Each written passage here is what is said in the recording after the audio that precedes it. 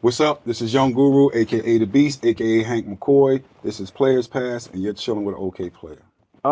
For people that don't know, it's more when you're running a studio session. It's more than just knowing the gear and knowing the equipment. There's really a psychology behind that. You're trying to get the best out of the artist, and every artist is different. So you use your experience to try to, like I said, get the best out of them. So the experience of every artist being different is the same thing as a student. Every student is different. People will have different learning styles. I think that's one of the biggest things that I got from working here is you can know your information backwards and forwards, but how do you translate that to someone else? So some people are very visual people. You can just write it and they'll read it and they'll get it. Some people are, we're dealing with music, so some people are auditory. They have to hear it, to know what a compressor does. And some people are tactile. They have to touch the thing and really be in the environment. So I think that's the thing that I bring from the studio into a teaching and directing environment at LIU is understanding that every student is different and everyone has special needs and everyone learns different. So it makes you adjust the way that you give out information. Oh, it's all interesting to me, especially when you talk about younger engineers. Now, I don't know how young you want to call Ali. Ali's been doing it for a minute, but I was in touch with him since the first Kendrick album, and even a little bit prior to that, when it was, if you consider Section 80 an album, which I do. So I've always had my eye on Ali. I love what he does in terms of vocals and effects. The interesting thing about the podcast that you mentioned is Sweater was a student here at LIU. So that's the huge connection in terms of recognizing him, seeing his talent. He also was in Ninth's class when Ninth was doing hip hop history here, and then they finally put out an album together. So there's all types of connections. I love those guys for. It's almost like the way assistants would know the equipment or plugins better than you. You're mixing every day. They have to go in with a bunch of different people. So they may know a piece of equipment better than you. Or if I'm doing, I don't know, Jay-Z shows for, 3 weeks where I'm in rehearsal and something comes out, I haven't had the time to sit down and like go through it. So watching those things gives you a lot more information than just reading the manual. I love those. I guess the most recent one is Ben Thomas, you would say, who I've watched him grow from, Cruz being underneath of me when I was at Rock the Mic, and then Cruz going off and working with Meek Mill and doing all of Meek Mill stuff, and then he pulls Ben, and then Ben we put with Little Uzi Vert, and then now that he's, moved on, he's now with Pharrell, and then Ben would call me and say, hey, I just got this call from Pharrell, what do you think? And I'm like, man, just go for it. So I'm connected with a lot of the younger engineers, and it's just beautiful to watch their growth. It's the same thing that people did for me. So it's the same journey. There's so much in our industry that isn't in a book, where you have to get that information from someone who's actually done it. Wow, that's a great question. The advantage of being a DJ first, because it came from DJing.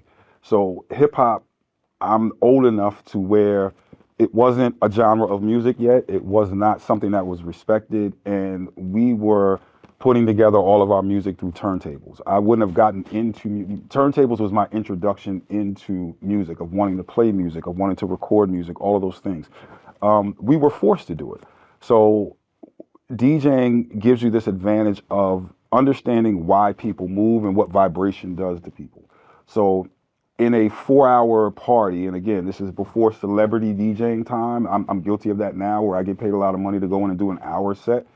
I was building my equipment, then having to unload that twice in a night. So it's packed away somewhere. You get a bunch of your friends. These are speakers that I've built. You go pack that up in a truck. You go drive to wherever you're going to go. You go set that thing up. You DJ for 4 hours. Now, 8 of your friends have left because they all, had fun at the party. And it's the 2 core people. And we're packing all this stuff back up into a truck at 3 o'clock in the morning and putting it back in a space. There's a dedication that comes from that.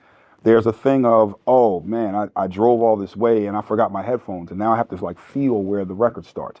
It's all this training through DJing. The science of why people move. I'm trying to take you on a ride in a party. Of course, I'm not going to play the hit record at 10 o'clock. I'm saving that for 1 o'clock. So being able to see people's emotions as you take them through this journey gives you a better understanding of how to produce music. So there's this thing of people learn a lot and we have all these technical skills, but then sometimes we overdo it because we're so technical and we lose the aspect that music is feeling. So some people can play really good, but then if you look at most hit records, they're really only three chords because we're moving back and forth in this space that give people some sort of emotion. It's the old argument of jazz versus funk, where you may have jazz people who seem like they're sitting on this ivory tower of no one can do what I do technically, but then funk people are like, yeah, but I make the people move because I'm repeating this vibration, and it's cyclical, and it draws you in. So there's all these different aspects where you get so good at something to where it becomes routine. You're trying not to think about it when you're doing it. You're trying to feel more than think when you're making music. And that's a hard thing to try to show people because you want them to have this technical excellence, but you also want them to not lose the idea of what you're doing. When I was in school, there was probably one computer in my dorm at the time, and word processors had just come out. And then now you have this ability to do what took us forever. We used to type our papers, right? And then you mess up and you have to pull the thing back and put whiteout on it, and you have to keep, it was a lot to type a paper. So word processors come out, and then you have access to all this stuff, different fonts, different colors, underlining, all that. And people's papers just started coming out looking nasty. Like the look of the paper it's too much going on, sort of thing. You have all this ability, but you have to scale it back a little bit. I'm trying to translate that to music. That's what you gain in production from being a DJ. And then to engineering, it's the fact that when I was DJing and then producing and then trying to take my own groups into the studio, none of the engineers understood what we were trying to do, let alone respected what we were trying to do.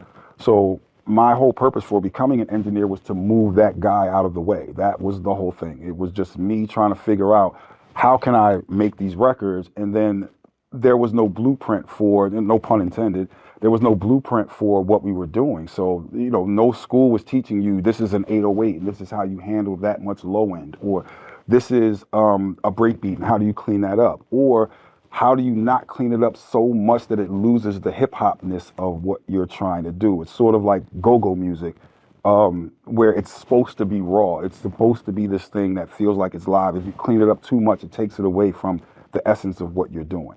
So that's how all of those things sort of coincide for me. And then at the end of the day, it's just timing of being a DJ and knowing how to do drops and how that affects people, or putting in what we call tricks into certain songs. Tricks are just points where the audience is going to say something. It may not be the most elite rapping at that point. It's supposed to be this thing that, it's about to go down. It's not the most intricate Jay-Z bar, but it's the part where everyone sings, and knowing and having the should I say the restraint to not try to over rap a song, to make it fun for everyone, and to know exactly like when to do those and when to move into other spaces. That's what you gain from doing all three of those. Work-life balance is one of the toughest things that I've had to deal with, because you want to go hard for your career and your dreams, and you're like, I'm going to outwork everyone, and then you'll turn around and 20 years later realize that you've missed so many moments of life. Where I have 4 children, all of my children are grown. And to be completely honest with you, there are a lot of life moments that I missed. I missed a lot of first steps. I missed a lot of like basketball games. I missed a lot of those things, especially because what I do, we end up being the entertainment on the Christmas nights, on the New Year's Eves, on the anniversaries, on the, all of those things. So you have to really make sure you take time to make sure that life is not passing you by as you're going after your dream. And that's hard to do. People can give you all these taglines of advice, but it comes down to your decision of sometimes that thing is going to have to get sacrificed for me to be in tune with my regular life. Eminem was featured on the Jay-Z show, and that song "Lose Yourself," when he says, comes home and barely knows his own daughter. And it's just like you in that song of this thing of I gotta get success, and that song represents that. But you're gonna lose some things in the middle of that. So that's the advice that I would give to my younger self, would be just you don't have to take every gig. There are some things in life that become more important than just making money and success and all those things, and family is that. It's interesting because it's a younger generation for me, right? So it's people seeing those things. One thing that I do realize is that when you're on stream, you're not getting the best audio quality, right? On stream. So it's very hard for you to hear sometimes exactly what people are doing. But it's a combination of where we are today, right? When I started, there was no streaming. There really was no internet, period. So to be able to expose people to the process of what you do, I think is a huge part. I have worked with artists who may not feel comfortable with people seeing their process. So they want to sit and have this, the studio used to be this like almost religious place that was like, let me come in here, I can be completely vulnerable, figure out what I'm doing. And now to see people that are streaming and like, let me see your process, it's just a different time. So I support everybody that does that. And it's interesting for me because I get to see other people's process. Oh, there's so many of them. Um, One of my greatest influences just passed away, Bob Power, rest in peace. He is someone who I patterned, like literally patterned my sound after. My sound was a combination of Bob Power and what Dr. Dre was doing. So Bob Power was the one who was that engineer that said, okay, I can understand hip hop, even if he was older than the people that were doing it. So his influence on A Tribe Called Quest, all the way to an Erykah Badu or D'Angelo and many, many more, set the tone for my generation of what we were looking toward in terms of sonic quality. And then with Dr. Dre, it was like he just put the high end and separation in terms of space into the mixes. He also was great at adding live instrumentation over samples. So samples and live instrumentation, I think that combination, I give credit to him. But those, I mean, but I get influenced by everybody. Like Doro was a huge influence on me coming to New York City because there was, just to be honest with you, at that time there were no, I didn't know any young black engineers or anyone around my age, you know, in 1998 when I'm coming up here that were, you know, successful. So Doro was a huge, just in terms of his career, as much as his sonics, but like his career trajectory was a huge thing for me. And then a lot of my peers, you have Brian Stanley, you have Pat Viala. They were all just doing a bunch of stuff in New York. You know, that's all the Murder Inc. stuff and all the Neptune stuff and just all of those things. Even to some of the people that we named earlier, where, you know, when Ali comes and it's just like, man, what is he doing with the vocal effects? Like, I've never thought of it that way. All the way down to anything new. You know, I'm listening to what engineers are doing to control not only the sonics of what we do, but the level that it's being delivered at now, because with streaming, we have a whole new thing that we have to adjust to, where when I was mixing, let's say, you know, just early 2000s, we had this thing called Red Book, right? And that was what normal CDs, that was a standard for CDs. And then now when we're in a streaming era and we're dealing with what we call LUFs, that's our level. And we have to adjust according to that.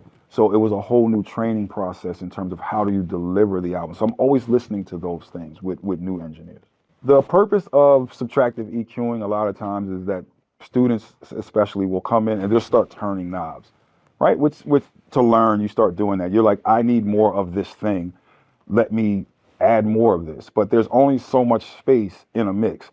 So subtractive EQing is the reverse ideology. It's let me listen to this thing and what's wrong with it, and let me take that out, versus trying to mask something else by adding more of the good stuff, if that makes sense. It's really listening, what's wrong with this thing, take it out. Then you have way more space. You haven't added more level. You can add level at the end. I get it. Everyone wants their mixes to be super loud. You can do that at the end, you know, on your master bus. But if you just keep adding, all of these things are fighting with each other in your mix. So that's why I'm big on subtractive EQing. It's just, again, that mindset of let me correct what's wrong. You're going to get some advice online that may only apply to that particular thing. And that thing may be valid for that particular thing, but you have to discern where that works for you. So someone may listen to, I don't know, the top rock engineer give a discussion about how he mixes. That may not apply to a rap record, or vice versa. You may hear one of those people. We, you know, here at LIU, all of our students do everything. So there's all forms of music. So I'm giving them core concepts that apply. It's less about how do I use this particular thing, and it's more about what is that thing, so that I then can apply that no matter what situation I'm in. So if you're talking about a live situation, if you're in the studio, that's one thing. I have 8 hours, 9 hours, sometimes 12 hours to make a song sound the way that I want it to sound. If I'm in a live situation, I only have that one time. The person that's doing a live show has to do it that time, and it has to be perfect. So when you're talking about just, again, the root of where a lot of things come from, that is sound system culture.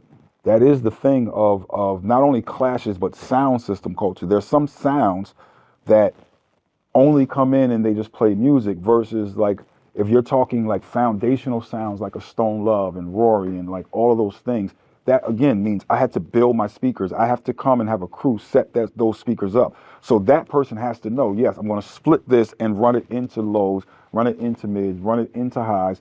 Then we're outside, so there's actually no walls. Or we're inside and we're in a big, just bashment sort of situation, and I have to figure out how that's bouncing off the walls.